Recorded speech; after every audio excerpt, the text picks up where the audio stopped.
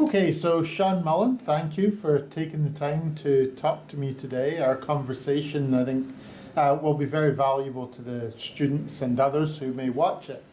But what I wanted to do first is just to start by asking you to tell me about yourself, what your current role is, and how you got here. Sure, happy to do that, and thank you for having me. My current role is the executive director, and I was the founder of something called the Brookfield Institute for Innovation and Entrepreneurship. And kind of how I got here is my background is one that combines public policy experience, training in economics, and a lot of interest in technology. And so I spent a number of years in kind of senior roles at the Ontario government, working for the Minister of Finance and the Premier, where my responsibility was economic policy writ large.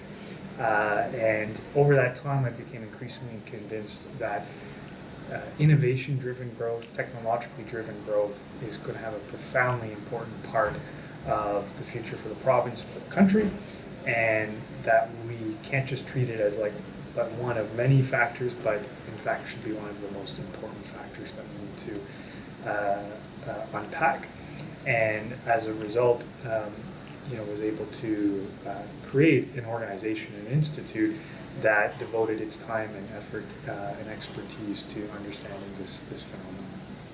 Wonderful and good and important work. So the Brookfield Institute was what you created. So can you describe its role, what it does? Sure. I mean, the way we describe it is the Brookfield Institute for Innovation and Entrepreneurship. And what we do is we seek to understand the economic and public policy implications of an innovation economy for Canada. What that means in other way is where are the advantages and the risks for Canada's economy, Canadian citizens, for workers, for students in a world that's increasingly dominated by technologically driven growth. And what we do, we're housed here within Ryerson University, but we're kind of externally focused, and we combine the capacity to do applied policy research on those topics with the ability to pilot, test out, prototype programmatic solutions. And then we also spend a lot of time working with experts across the country, whether they're academic experts, whether people with industry experience, whether they're entrepreneurs, and others, and we try and synthesize that knowledge into something that's digestible and is in the form of actionable advice to whether it's policymakers or other actors within that ecosystem. Thank you. So how do you see the technology sector in Canada today? Do you think it's healthy? What do you think its strengths and weaknesses are, and what do you think should be done to improve it? Sure, great question. So I think it is very healthy, both on a number of kind of quantitative metrics, but also the increasing number of kind of anecdotal or interesting milestones that have been happening in recent years. So last year we put out a report called The State of Canada's Tech Sector.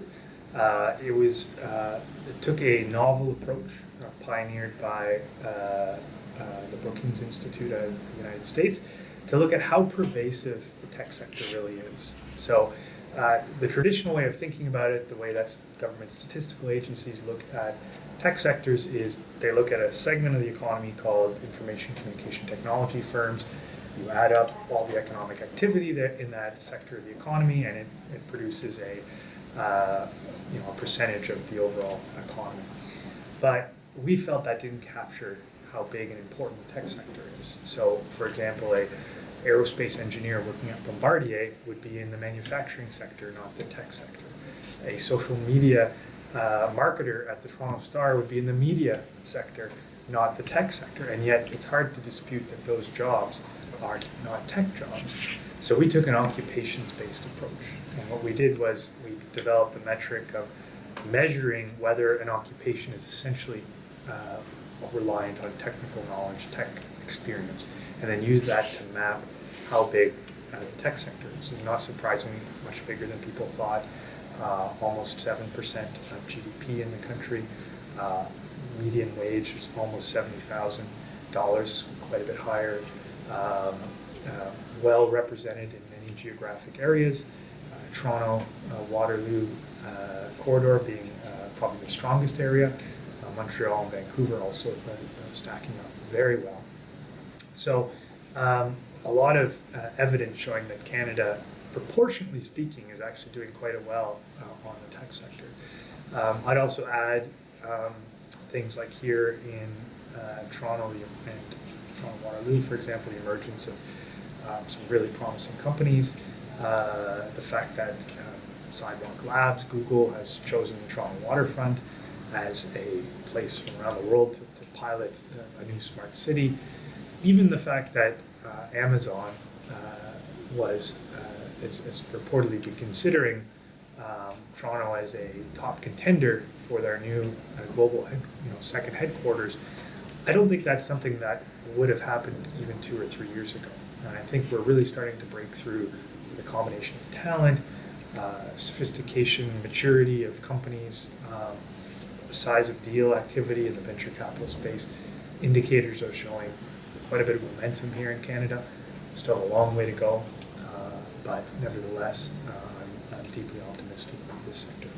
Very good news. And so your view of innovation in the Canadian economy, people often say we lag behind.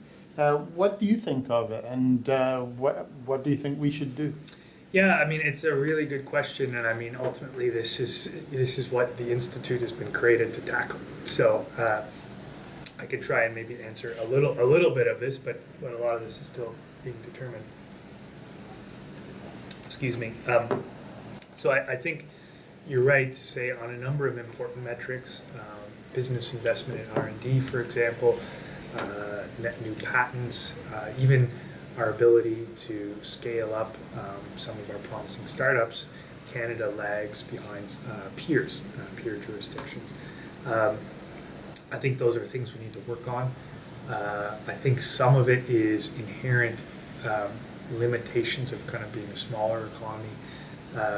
It's hard to launch global companies with the domestic market that Canada has, and therefore it's doubly hard to launch a new company and target an external market like the United States and add a level of complexity. I think we also still need to be a bit more mature in some of our areas in terms of how we finance our companies. There's some really great emerging venture capital firms, but we don't have the breadth and depth of some of the other areas. And so I think what this represents is a project that we just need to collectively continue to focus on. The main characteristic of when you study ecosystems around the world and you say, why is Silicon Valley doing great? Why is the Israeli startup nation such a miracle? And you look at it, the common factor is time. Now, Silicon Valley was created in the post-war period, and they've had 70 years of relentless focus on this area. If you go back to Startup Nation 20, 25 years ago, they completely overhauled their venture capital regime and created a much closer linkage between military procurement, government procurement, and technological advancement. And so I really think there's a lot of policy prescriptions we can do in Canada, but the most important thing is relentless, consistent focus on this. And I think with all the other natural attributes we have, if we continue to do that for the next decade or two, we will be reaping benefits that the rest of the country will continue to benefit from for years to come. You've done work on superclusters. Can you describe what they are and how important you think they are to the Canadian economy? And do you think we should be encouraging these? Sure. So I'm not sure anybody can completely describe what superclusters are at this point. I think it's a concept, a promising concept advanced by the federal government. We had put out a report with the Institute for Competitiveness and Prosperity back in March that was trying to lay the groundwork for what the government should be thinking about, in our opinion, when it approached the supercluster file. So it was kind of when they had announced the idea, but before they kind of figured out some of the details. And so why we think it's important? Cluster-based economic activity, by which a critical mass of knowledge and firms and workers and training and research all congregated in a geographic area or some kind of network has proven to be time and again how to gain a competitive advantage in a particular area of the economy, and particularly in a networked world or a technology-enabled world, the kind of virtuous circle that you get from clustering, increasing returns from scale, so to speak, is such a powerful advantage that it renders the rest of the world unable to compete. And so if you can build out a world-leading cluster in an area that's growing, and that there's international demand for that, it's a surefire way to supercharge economic growth. And so the real trick is, how do you enable that? And what is the role of public policy? And so our advice to the government was to kind of basically build out a process for identifying when clusters might emerge and figure out how to nurture them at every single stage. It'll be different at every single stage. An early cluster, for example, I would say quantum computing in the Waterloo area. Very early stage, not a lot of commercial activity, but you could foresee it becoming incredibly important 5 or 10 years from now, from a commercial perspective. And so, should the government ignore that? Absolutely not. Should they figure out how to nurture it at that stage? Absolutely. And then a more mature cluster, you might have different policy interventions. How do we ensure that anchor firms come here? How do we ensure that there's enough supply of workers and highly skilled workers to support that industry? The Highway 401 corridor of advanced manufacturing, I would say, in southwestern Ontario, is probably a more mature cluster, being threatened by global forces, but there's still a ton of knowledge and expertise that, if we approach it right, could help continue to cement Ontario and Canada's role. So I guess our overall approach is fostering the development of clusters, very important. Figuring out the details of how to do that is tricky. You have to be careful. The government's in the process of kind of reviewing applications for various consortia around the country. Differentiation, looking for areas of strength. I think they're all the right approach, and so right now it'll really come down to did the government execute appropriately? Were we able to actually identify them? Did the right clusters come forward? Those, I think, remain to be seen. We have to see the results of the program. Interesting. And automation is attracting a lot of interest and concern at the moment. How do you think this will impact the Canadian economy and Canadian workers? And again, what should policy do with this? Yep. So I think this is a really important debate as well. We put out a report last June called The Talented Mr. Robot. It was the first piece of work that actually looked at the impact of automation on Canada's economy writ large. And what we did was we applied a couple of models that had been developed, one at the University of Oxford and one by McKinsey, and applied them to Canada's labour market. And it allowed us to drill down at the occupation level. So Stats Canada breaks down Canada's labour force into about 500 jobs, 500 occupations, and we're able to kind of get, using that model, a band of kind of risk at whether we think a particular occupation is more or less susceptible to computerization, automation, artificial intelligence, the development of those types of technological advances over the next 10 to 20 years. And then we're able to also map that up against, what are the relative levels of employment in those sectors. So, a very small occupation that is high at risk may be less important than a much larger one. For example, truck drivers is one of the largest categories of employment, and with the rise of autonomous vehicles, it could very well be at risk, and you'd be talking about 400,000 people across the country that are currently employed as truck drivers. So we think it's important. I also, I'm an economist by training. It's also useful to take a historical perspective on these things. Technological change has been the largest source of job creation and the largest source of wealth creation over the past 200 years, and you could even say arguably before that, pre-industrial revolution. About 100 years ago, 1 in 2 Canadians were employed on a family farm. Now that number is less than 2%, and yet output from farming has increased by a factor of 10 over that period. So we feed way more people, and we actually export a lot of our food with 1/25th the amount of labor force from a percentage perspective. And over that time, technology has created huge amounts of jobs that nobody foresaw existed over that period.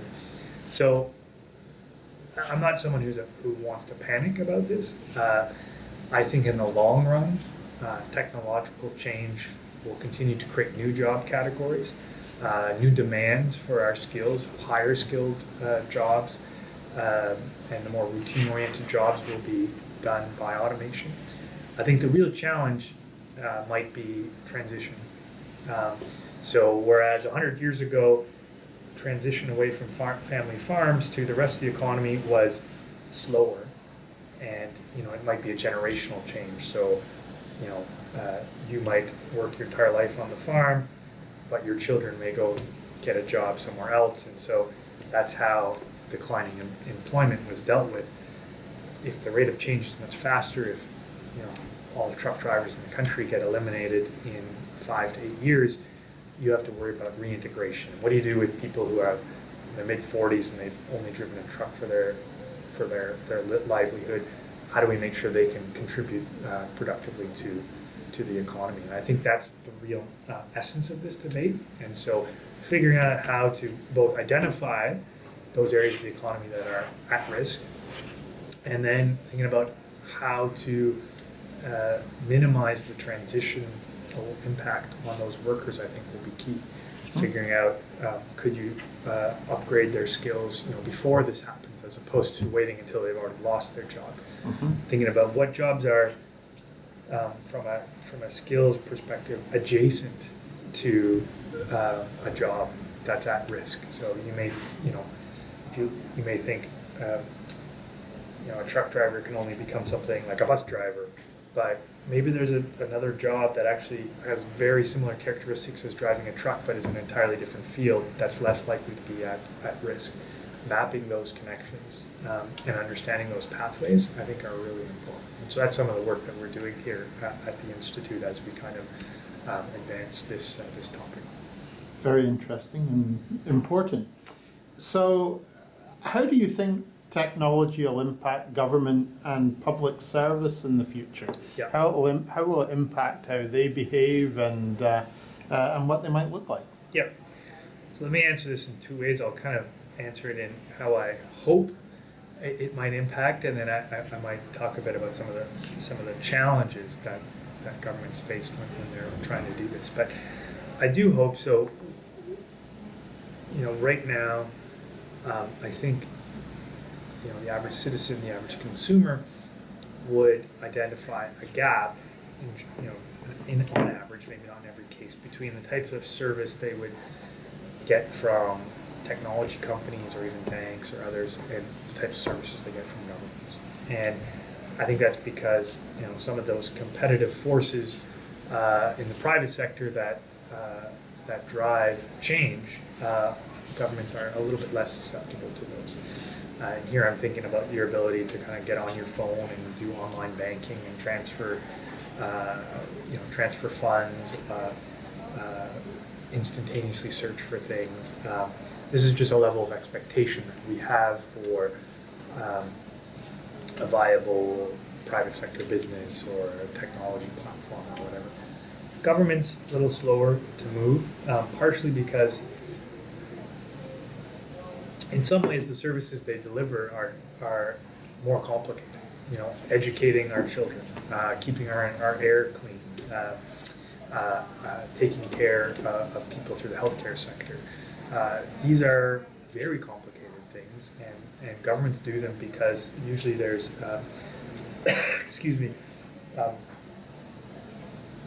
market failures, or they're public goods that aren't really fundable, at least not directly through the private sector. So, but I think if a service gap continues to emerge and widen between types of services we expect from the private sector and what we see from the government, excuse me. No problem. Sorry. I think if that gets too wide, people will start to lose faith in the ability of the public services that they get. And so I think the real challenge on government side is how to incorporate a lot of this technology that is being pioneered in the private sector back into the provision of public services, because I think there's a tremendous opportunity to both make them more efficient but also increase the quality. And so you see that now in Ontario here has hired a chief digital officer, someone who used to work in the White House in the United States on this very topic. Federal government is in the process of hiring a chief digital officer as well. Real commitment to overhauling the way governments interact with citizens and the way they deliver services. It's going to be a long, multi-year process. It's going to involve a lot of culture change. It's going to involve a lot of maybe this piece government shouldn't do, or maybe this piece government should do. But I think it's something that needs to be done. And there's also a growing culture of civic-minded people from the technology community who are really interested in this. So there's a group here in Toronto, Civic Tech TO. More than 100 people get together once a week and talk about how to use technological capacities to solve civic problems. And this is a movement that's also popped up in many cities across the country and modeled on movements in the United States. And so I think where you might have seen less of a connection between that world and public policy world, it's a different way of getting at that. So for those reasons, I'm optimistic of the possibilities that can be done in this area, and it's going to be a lot of work to figure it out, but that shouldn't stop us and shouldn't stop our ambition. Absolutely. And you've produced studies on digital literacy in Canada. How do you see its importance today? Well, it's kind of related to some of the other things we were talking about. We've talked about to date the importance of innovation-driven growth, the rise of the tech sector, the importance of the tech sector in Canada, potential susceptibility of jobs to automation and technology. What's a common theme through all that is the component of work, both in an average worker, but also across the economy, that involves the utilization of digital skills is just increasing. So the Brookfield Institute out of the United States just put out a report 2 weeks ago called The Digitization of America's Workforce. Fascinating. And it showed over the past 15 years, just looking at the same occupations, those with significant digital components have significantly increased their share of the U.S. workforce, and ones that don't involve significant digital skills has decreased. But also within occupations, the types of skills that people see as kind of minimal requirements to do those jobs are increasingly involving and requiring digital skills. And so if you think about it from that perspective, competitiveness, workforce readiness, then the need for us as a country to say, how do we ensure our workforce and our citizenry are literate, so to speak, very broadly using that phrase, but another way to think about that is able to kind of solve problems using digital tools is increasingly important. And so what we've done is we've undertaken some work. We're in the process of doing this right now, kind of map out what are the capabilities across Canada from a digital literacy, a coding, a digital skills perspective. What are the programs being offered? Where are there gaps? How do we match up against other countries? And then the idea, we haven't got to this point yet, but that there would be related policy prescriptions at the end of this process, because I can tell you there's a lot of interest from government and educational organizations about this as well. So we're hoping to try and shed some light on that. Very interesting, and it'll be good to see your results. The two further questions. First, technologically based change looks like it will continue, perhaps even more quickly in the future than it is now. What do you think this means for Canadians? How might we generally be best prepared to deal with that? That's right. So, I mean, I would agree with that component. It doesn't look like it's going to be slowing down anytime soon. And, you know, the nature of technological change, the nature of kind of knowledge-based change, essentially, is it's cumulative in nature, and therefore I don't want to sound overly cliched, but when you're building upon what you've done already, it tends to be somewhat exponential in nature, right? And there's lots of evidence of technological changes that took 50 years, you know, at the turn of the century are now being adopted in 5 years or 2 years or 1 year. So what does that mean for Canada? I think there's a couple of things that are going to be really important to compete in this type of world. One is talent is going to be the most probably important differentiating factor. Technology is knowledge-based. How to harness and utilize technology is an incredible component of figuring out either business opportunities, but also how to integrate it into society. And so the countries that are the best places both to produce talent, but also the places where talent wants to be, is, I think, an incredibly important advantage. And I think Canada does very well here. I think we could increase our skilled immigration. We can make it easier for international students to come here. I think there's some policy prescriptions we could do to enhance our standing, but I think we do very well. I think you also want to have a diverse and inclusive society. Again, talent is attracted to diversity. Talent is attracted to where the best in the world can come. High living standards, stable political environment, healthy environment. So all these things Canada does very well on, and I think this is why, again, going back to reference the Amazon headquarters competition. Again, there's other factors that may intervene, and I'm not saying Toronto or another Canadian city is going to win it, but if you looked at the criteria Amazon laid out, a city, a diverse city with more than 1 million people, access to a really advanced talent pool, close to a downtown, subway access, proximity to an airport, high living standards, low crime, like all these things, and you compare it against Canadian cities, are like, we actually do incredibly well.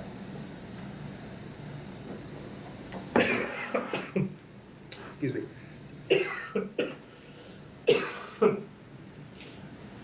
Sorry. No problem.